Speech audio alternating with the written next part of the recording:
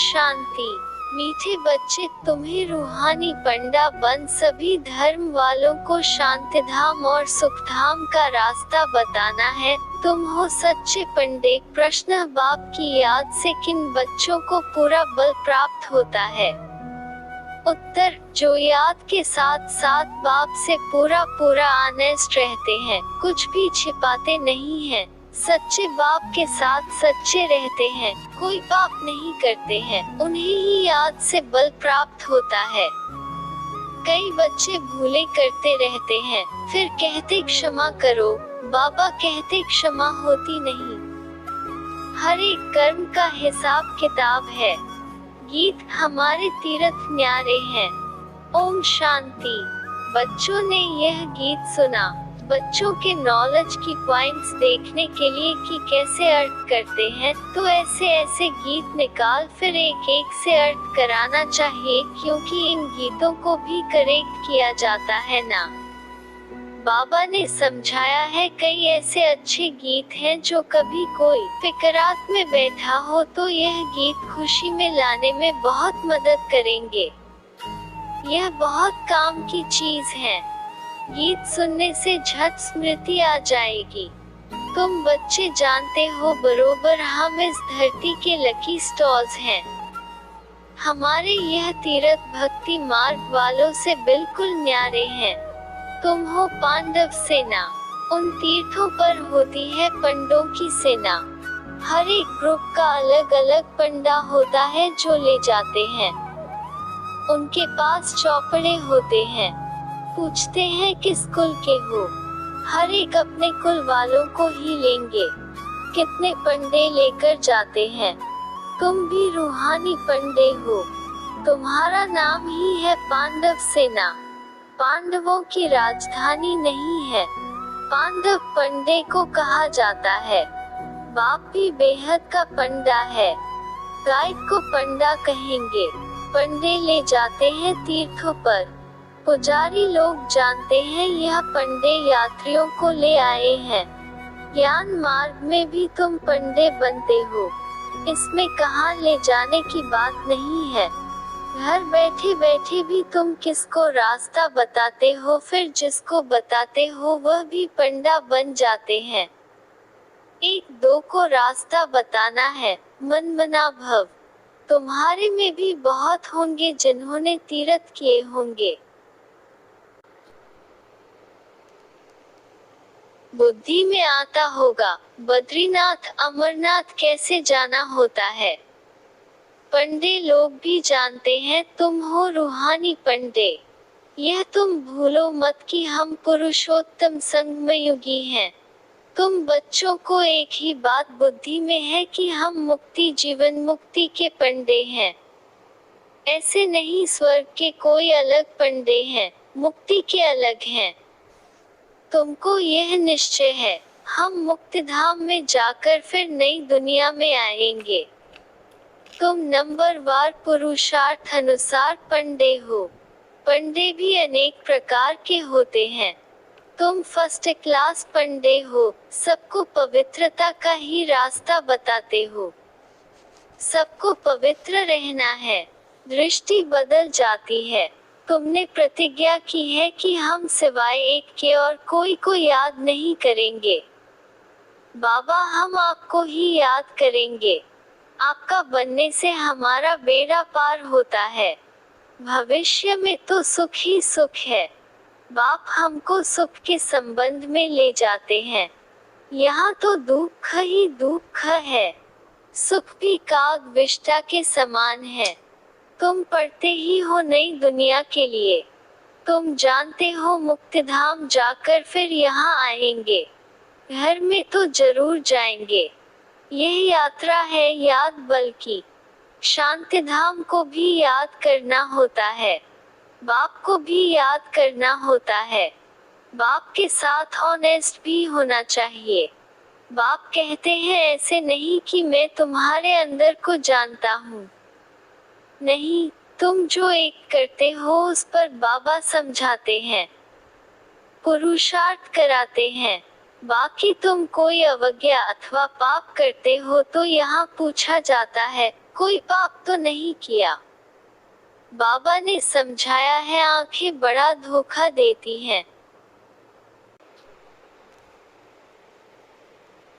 यहाँ तो डर रहता है, घर में जाता हूँ तो मेरी बुद्धि चलायमान होती है।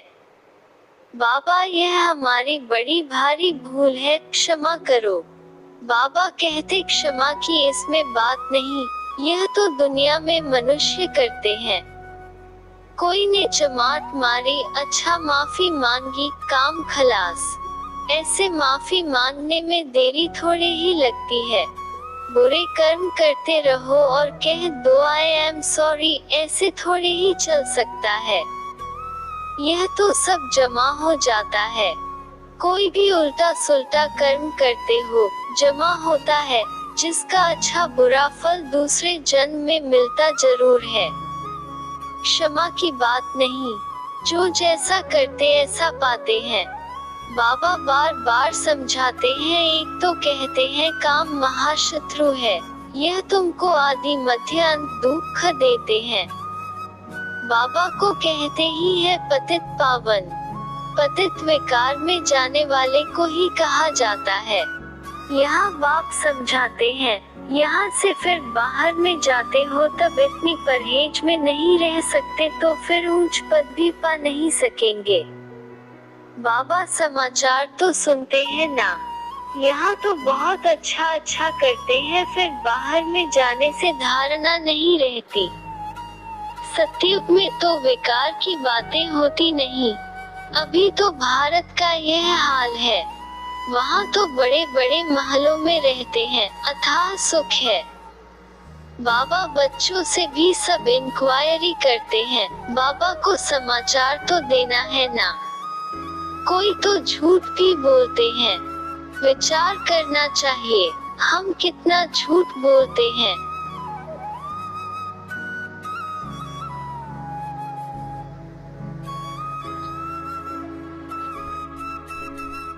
ऐसे तो बिल्कुल झूठ नहीं बोलना चाहिए। बाप तो ट्रूथ बनाने वाला है, वहाँ झूठ होता नहीं, नाम निशान नहीं होता। यहाँ फिर सच का नाम निशान नहीं है, फर्क तो रहता है ना। बाप कहते हैं यह कांटों का जंगल है, परंतु अपने को कांटा समझते थोड़े ही हैं। बाप कहते हैं काम कटारी चलाना यह सबसे बड़ा कांटा है, इससे ही तुम दुखी हुए हो। बाबा अब तुम्हें सुख घनेरे देने आया है। तुम जानते हो बरोबर सुख घनेरे थे। सतयुग को कहा ही जाता है सुखधाम। वहाँ बीमारियाँ आदि होती नहीं, हॉस्पिटल जेल आदि होते नहीं। सतयुग में दुख का नाम नहीं। त्रेता में दो कला कम हो जाती है तो थोड़ा कुछ होता है, फिर भी हेवन कहा जाता है ना। बाप कहते हैं तुम बच्चों को अथाह अतीन्द्रिय सुख में रहना चाहिए। पढ़ाने वाले को भी याद करना है, भगवान हमारा टीचर है, टीचर को तो सब याद करते हैं। यहाँ रहने वाले बच्चों के लिए तो बहुत सहज है। यहाँ कोई बंधन तो है नहीं, बिल्कुल ही बंधन मुक्त हैं। शुरू में भट्टी बनी तो बंधन मुक्त हो गए। ओना फुरना सिर्फ सर्विस का ही है। सर्विस कैसे बढ़ाएं? बाबा बहुत समझाते रहते हैं। बाबा के पास आते हैं, मास देर बहुत उमंग रहता है, फिर देखो ठंडे पर जाते हैं, आते ही नहीं सेंटर्स पर। अच्छा, फिर क्या करना चाहिए? लिखकर पूछ सकते हो क्यों नहीं आते हो। हम समझते हैं शायद माया ने तुम पर वार किया है, या किसके संग में फंसे हो, या कोई विकर्म किया है, गिर पड़े हो। फिर भी उठाना तो चाहिए ना, पुरुषार्थ करना चाहिए, दिल लेनी होती है। तुम चिट्ठी लिख सकते हो। बहुतों को लज्जा आती है तो फिर फां हो जाते हैं, यहाँ से भी होकर जाते हैं। फिर समाचार आता है कि घर में बैठ गया, कहता है मेरी दिल हट गई है। कोई चिट्ठी में भी लिखते हैं, आपका ज्ञान तो बहुत अच्छा है परंतु हम पवित्र नहीं रह सकते हैं इसलिए छोड़ दिया। मेरे में इतनी ताकत नहीं है। सिर्फ लिख देते हैं। विकार देखो कैसे गिरा देते हैं। यहाँ हाथ भी उठाते हैं कि हम सूर्यवंशी नर से नारायण बनेंगे। यह नॉलेज ही है नर से नारायण, नारी से लक्ष्मी बनने की। बाबा कहते हैं गुड़ जाने गुड़ की गोथरी जाने। यह बाबा की बैक गोथरी है ना? यह अच्छी तरह से पूछते हैं। इनके पास समाचार भी आते हैं। वो शिव बाबा तो कहते हैं मैं पढ़ाने आता हूँ, जो पढ़ेंगे लिखेंगे होंगे नवाब। बाप कहते हैं दृष्टि को बहुत बदलना है। कदम कदम पर खबरदारी चाहिए। याद से ही कदम कदम में पद्म है। बहुत बच्चे फेल हो जाते हैं। सर्विसेबल पंडे भी फेल हो जाते हैं। तुम जब तक यात्रा पर हो पवित्र रहते हो। कोई तो यात्रा पर भी ऐसे शौकीन जाते हैं जो शराब आदि भी अपने साथ वहाँ ले जाते हैं, छिपा कर रख देते हैं। बड़े बड़े आदमी इसके बगैर रह नहीं सकते। अभी वह तीर्थ क्या काम के रहेंगे। लड़ाई वाले भी बहुत शराब पीते हैं। शराब पी जाकर एरोप्लेन सहित स्टीमर के ऊपर गिरते हैं। स्टीमर भी खत्म तो खुद भी खत्म। अभी तुमको मिलता है ज्ञान अमृत, बाकी याद की है मुख्य बात, जिससे ही तुम 21 जन्म के लिए एवर हेल्दी एवर वेल्दी बनते हो। बाबा ने कहा था यह भी लिख दो 21 जन्म के लिए एवर हेल्दी वेल्दी कैसे बन सकते हो, आकर समझो। भारतवासी जानते हैं बरोबर भारत में बड़ी आयु थी। स्वर्ग में कभी कोई बीमार नहीं होते। स्वर्ग में देवी देवताओं की आयु 150 वर्ष की थी। 16 कला संपूर्ण थे। कहते हैं यह कैसे हो सकता? बोलो, वहाँ 5 विकार होते ही नहीं। वहाँ भी अगर यह विकार होते तो फिर राम राज्य कैसे होता? देवताएं जब वाम मार्ग में जाते हैं वह भी चित्र तुमने देखे हैं। बड़े गंदे चित्र होते हैं। यह बाबा कहते हैं हमने जो देखा है वह बतलाते हैं। शिव बाबा कहते हैं मैं तो सिर्फ नॉलेज देता हूँ। शिव बाबा ज्ञान की बातें सुनाते, यह अपने अनुभव की बातें सुनाते रहते। दो है ना, यह भी अपना अनुभव बताते रहते हैं। हर एक को अपनी लाइफ का पता है। तुम जानते हो आधा कल्प से पाप करते आए हैं, वहाँ फिर कोई पाप नहीं करेंगे। यहाँ पावन कोई है नहीं। तुम बच्चे जानते हो अभी रियल भागवत चल रहा है। भगवान बैठ बच्चों को नॉलेज सुनाते हैं। वास्तव में होनी चाहिए एक ही गीता। बाकी शिव बाबा की बायोग्राफी क्या लिखेंगे यह भी तुम जानते हो।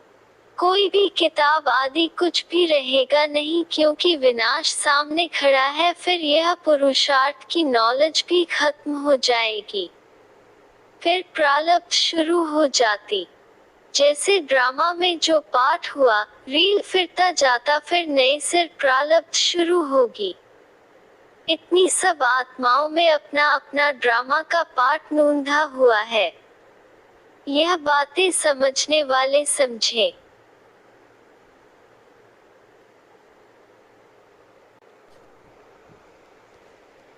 यह है बेहद का नाटक। तुम कहेंगे हम तुमको बेहद के नाटक के आदि मध्य अंत का राज बताते हैं। वह है निराकारी दुनिया, यह है साकारी दुनिया। हम तुमको सारा राज समझाते हैं। यह चक्र कैसे फिरता है, जिसको तुम समझाएंगे उनको बड़ा मजा आएगा। ऐसे मत समझो कोई सुनता नहीं है। प्रजा बहुत बननी है, हॉट फेल नहीं होना है सर्विस में। तुम समझाते रहो। व्यापारियों के पास ग्राहक तो बहुत आते हैं, आओ हम तुमको बेहद का सौदा देवे। भारत में इन देवताओं का राज्य था, फिर कहाँ गया? कैसे 84 जन्म, ये हम तुमको समझाएं। भगवानुवाच, तुम अपने जन्मों को नहीं जानते हो, सर्विस बहुत कर सकते हो। जब फुर्सत मिलती है बोलो, हम तुमको विश्व की हिस्ट्री ज्योग्राफी समझाते हैं। सिवाय बाप के कोई समझा न सके। आओ तो तुमको रचता और रचना का राज समझाएं। अभी तुम्हारा यह अंतिम जन्म है, भविष्य के लिए अभी कमाई करो। बाबा समझाते हैं ना बच्चे, तुम ऐसे ऐसे सर्विस करो। तुम्हारे ग्राहक यह बातें सुनकर बहुत खुश होंगे, तुमको भी माथा टेकेंगे, शुक्रिया मानेंगे। व्यापारी लोग तो और भी जास्ती सर्विस कर सकते हैं। व्यापारी लोग धर्माओं भी निकालते हैं। तुम तो बड़े धर्मात्मा बनते हो। बाप आकर तुम्हारी झोली भर देते हैं अविनाशी ज्ञान रत्नों से। अनेक प्रकार की राय बाबा देते हैं, ऐसे ऐसे करो, पैगाम देते रहो, थको मत। बहुतों का कल्याण करने लग जाओ, ठंडे मत बनो। अपनी दृष्टि को भी ठीक रखो, क्रोध भी नहीं करना है, युक्ति से चलना है। बाप अनेक प्रकार की युक्तियां समझाते रहते हैं। दुकानदारों के लिए तो बहुत सहज है, वह भी सौदा, यह भी सौदा। कहेंगे यह तो बहुत अच्छा सौदा है, झट ग्राहक जम जाएंगे। कहेंगे ऐसे सौदा देने वाले महापुरुष को तो बहुत मदद करनी चाहिए। बोलो यह तुम्हारा अंतिम जन्म है, तुम फिर मनुष्य से देवता बन सकते हो। जो जितना करेंगे उतना पाएंगे। अपनी जांच करो, हमारी दृष्टि ने बुरा काम तो नहीं किया, स्त्री तरफ रख तो नहीं गई, लज्जा आएगी तो छोड़ देंगे। विश्व का मालिक बनना कम बात है क्या? जितना पुराना भक्त होगा वह बहुत खुश होगा, थोड़ी भक्ति की होगी वह कम खुश होगा। यह भी हिसाब है समझने का। बुद्धि कहती है अब हम जाएंगे घर, फिर नई दुनिया में नया कपड़ा पहनकर पाठ बजाएंगे। यह शरीर छोड़ेंगे और golden spoon in the mouth. अच्छा,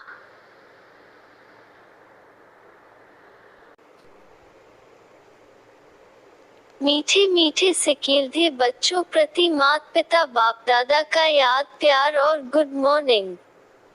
रूहानी बाप की रूहानी बच्चों को नमस्ते। हम रूहानी बच्चों की रूहानी बाप दादा को याद प्यार गुड मॉर्निंग नमस्ते। ओम शांति ओम शांति ओम शांति। धारणा के लिए मुख्य सार। एक, दृष्टि से कोई भी बुरा काम नहीं करना है, अपनी दृष्टि को ही पहले बदलना है। कदम कदम पर सावधानी रखते हुए पद्मों की कमाई जमा करनी है। 2, जब भी फुर्सत मिलती है तो बेहद का सौदा करना है, सर्विस में दिल शिकस्त नहीं होना है, सबको बाप का पैगाम देना है, थकना नहीं है। वरदान, स्नेह की गोद में आंतरिक सुख व सर्व शक्तियों का अनुभव करने वाले यथार्थ पुरुषार्थी भव। जो यथार्थ पुरुषार्थी हैं वे कभी मेहनत व थकावट का अनुभव नहीं करते, सदा मोहब्बत में मस्त रहते हैं। वे संकल्प से भी सरेंडर होने के कारण अनुभव करते कि हमें बाप दादा चला रहे हैं, मेहनत के पांव से नहीं लेकिन स्नेह की गोदी में चल रहे हैं। स्नेह की गोद में सर्व प्राप्तियों की अनुभूति होने के कारण वह चलते नहीं लेकिन सदा खुशी में, आंतरिक सुख में, सर्व शक्तियों के अनुभव में उड़ते रहते हैं।